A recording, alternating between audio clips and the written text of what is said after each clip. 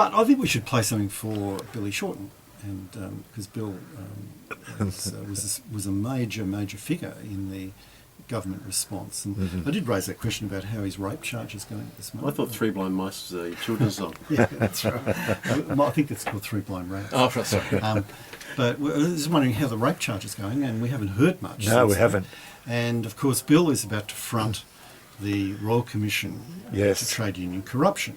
And Bill was a member of the same member of the same union as me. And I supported the then National Secretary Ian Cambridge back in 1998 when he called for a royal commission into his own union. Now, Billy's faction didn't. They fought that tooth and nail, and over one weekend they paid out a number of corrupt trade union officials with union members' money. Now, Bill will be cross-examined over all those things and more about the brain paper bags that we were told about. Yes, I hope you're going to go to that. My word. About Bill demanding $3,000 for a brothel. Is there a hotline between him and Craig Thompson? Well, Craig, we see Craig was a bit dumb. You see, what Craig did... As opposed to Shorten not being. No, Bill's not. Bill is not dumb. Bill's a smart rat, whereas Craig is a dumb rat. See, Craig went into a brothel and used his own credit card, or used the union's credit card.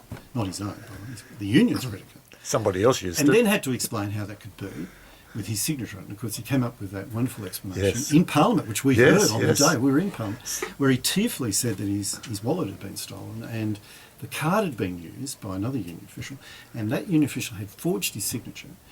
And then, in an act of absolute criminal genius, had then put the card back into the wallet and slipped it back into Craig's pocket. And didn't he look like him as well? Yeah, and then, unbelievably, that same union official had used Craig's phone to ring from the brothel.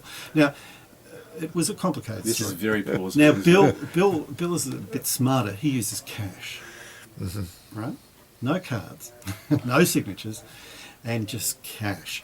And other people's cash. And particularly people who wanted to meet Bill apparently were asked for cash. Yep. So Bill's a cash man, cash and carry. And that's the old Wall Street saying, they never accept a cheque. Well, now hopefully Thompson will go to jail for a number of years, but I think for a lot of corrupt people, they'd say never ever use a credit card in a brothel. Paul, I've heard the very first day of the hearing they've interviewed Bob Kernahan. Yeah.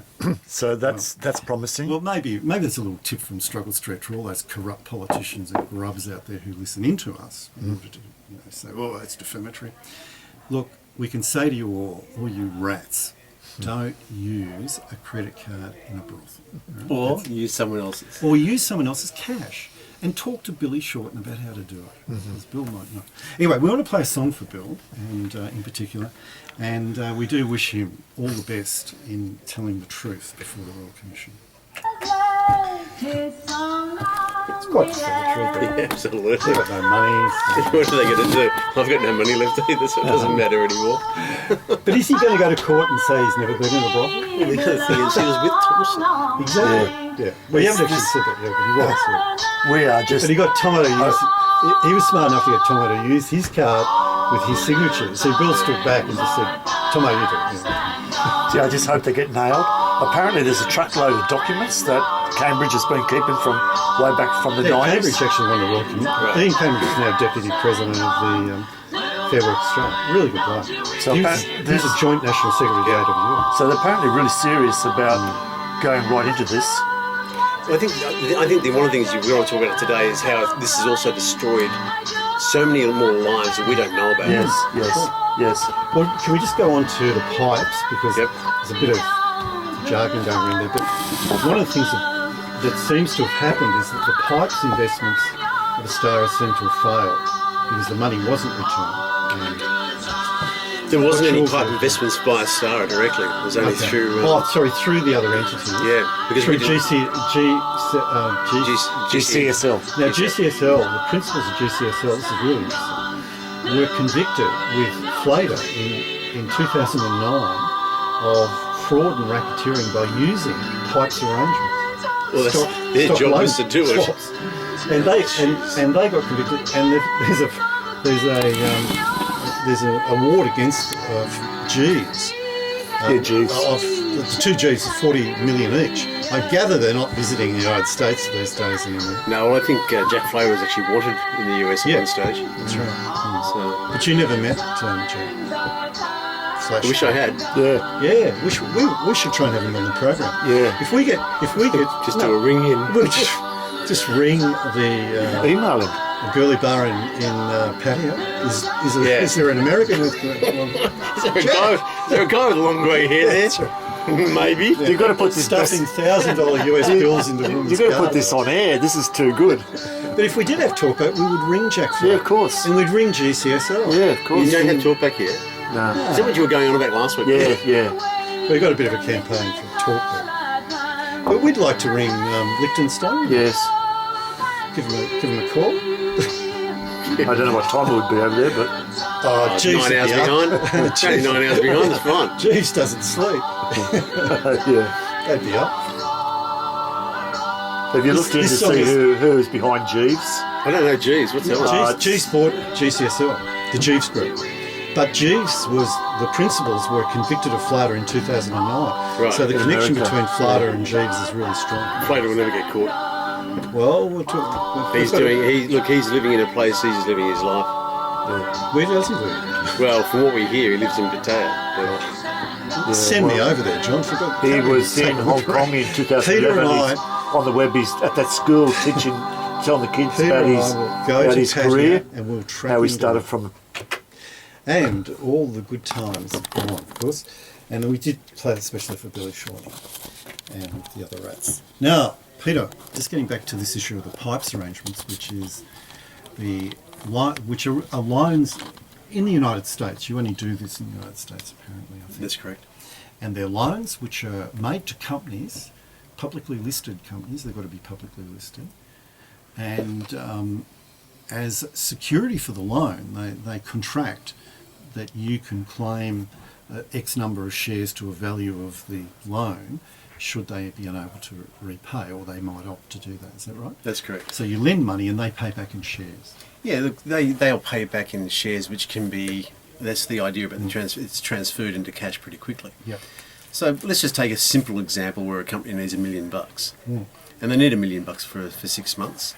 Well, the reality is, the pipe dealer would want $1.1 million back in 6 months, but he's not going to take it in cash. He's going to take it in shares. So it doesn't matter to him if the price of the shares drop or goes up. He just wants the $1.1 million worth of value. Yeah. So he'll do that, but he'll take an option on shares as well, and he might be given a few shares as a bit of a bonus. So it's a very easy way to make money. And of course, we're not talking $1 million when these guys do it. We're talking $100 million. So in terms of the Astara Strategic Fund, they would never have invested or been the only person to invest into a big pipe transaction because they didn't have that sort of cash. But they might have been one of 4 or 5 putting $20 million up each. Now, we know from the Supreme Court liquidation hearings that there were a number of hedge funds throughout the world that, well, so if we can just take it a step back, you've described the way in which Astara functioned within the Australian jurisdiction under Australian regulation. But the money, in fact, went offshore, didn't it? It was basically offshore. That's correct. And it was under the management of a company called GCSL, which was registered in Hong Kong. Now, the CEO of that was an individual by the name of Jack Flater, who we've often spoken about here. And he's like Moriarty to your Sherlock Holmes. Yeah. That's right. The evil genius. Yeah. But, and then they invested money from under the management of GCSL into a number of hedge funds that were out throughout the world, in places like the Caribbean and Cook Islands and so on. Well, when you say the Caribbean and Cook Islands and whatnot, the reason for that is because most hedge funds are registered in those islands. That's all. People make a mountain out of a molehill. That one. That's just the way business is done with hedge And funds. they're usually tax tax havens. But that doesn't mean actually the money went to them, or that someone was there waiting for the money on the beach of Jamaica. But it was a network of investments, wasn't it? It was a very large network of investments. Now, the thing about the pipes, you were saying that Sean Richard was really keen, or spoke about pipes investments.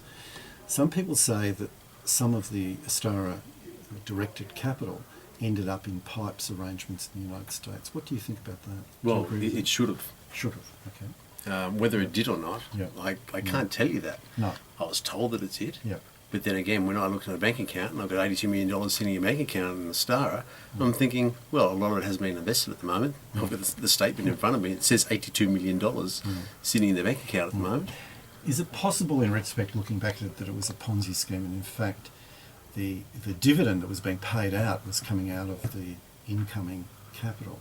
Is that I think possible? there was definitely part of that. Yeah. Because there has been conversations noted with that, and a thing that we've never read, Yes.